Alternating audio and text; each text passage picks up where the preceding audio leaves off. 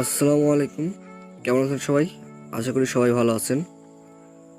So কিভাবে আপনি মোবাইলের মাধ্যমে বিজনেস পেজ ক্রিয়েট করবেন, সো আজ সেটাই দেখাবো। সো অনেকের এই যে উপরে যে টপ বার আছে, টপ বারে পেজ নামে একটা অপশন দেখা যায়। সো এখানে দেখা না গেলে আপনি থ্রি ডটে চলে যাবেন, যাওয়ার পর এখান থেকে পেজে চলে যাবেন। পেজে যাওয়ার পর উপরে দেখতে পাচ্ছেন যে ক্রিয়েট লেখা আছে, প্লাস আইকন দিয়ে পাশে ক্রিয়েট লেখা আছে। সো এখানে ক্লিক করবেন। সো আমরা এখন নতুন পেজ ক্রিয়েট করব। এই যে এখানে গেট স্টার্টে ক্লিক করবেন, একটা পেজ দিবেন। তো আমি একটা যে কোনো একটা নাম দিয়ে দিচ্ছি,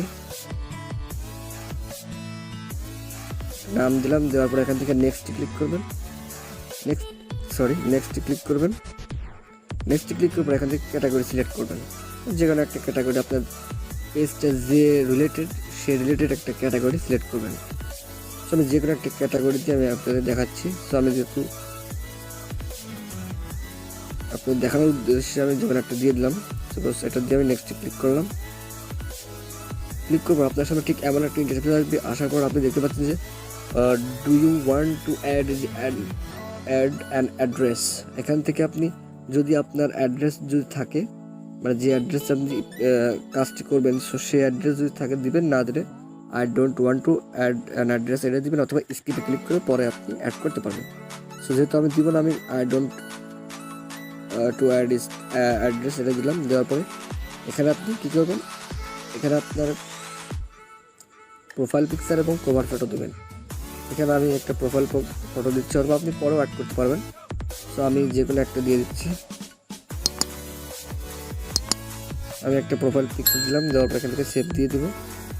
কভার ফটো একটা দিয়ে দিই, তারপর এটা আমি দিয়ে দিলাম, একটা কভার ফটো আমি এখান থেকে দিয়ে দিলাম। দেওয়ার পর এখান থেকে সেভ দিয়ে দিলাম। দেওয়ার পরে এখান থেকে ডানে ক্লিক করবেন। তারপর দেখতে পেলে আপনার এটাকে আপনি স্কিপ করে দিবেন। তারপর দেখতে পাচ্ছেন যে আপনার পেজটা ক্রিয়েট হয়ে গেছে। মূলত এইভাবে আপনি মোবাইল ফোনের মাধ্যমে একটা বিজনেস পেজ ক্রিয়েট করতে পারবেন। তারপরে এখানে দেখতে পাচ্ছেন যে ক্রিয়েটিভ পেজ সিটিআর বাটন, অর্থাৎ অ্যাড বাটন। এখান থেকে অনেক অপশন আছে। আমাদের পরবর্তী যে ভিডিওগুলো আছে, ভিডিওগুলো দেখে আপনি এখান থেকে মোবাইলের মাধ্যমে এই অপশনগুলো এখানে যেরকম আছে, আপনার আমাদের আগের যে ভিডিও দেওয়া আছে সেই ভিডিওতে আপনি একরকম দেখতে পাবেন, কিন্তু ওইটা ডেস্কটপ ফিচার আর এটা হচ্ছে মোবাইল ভার্সন।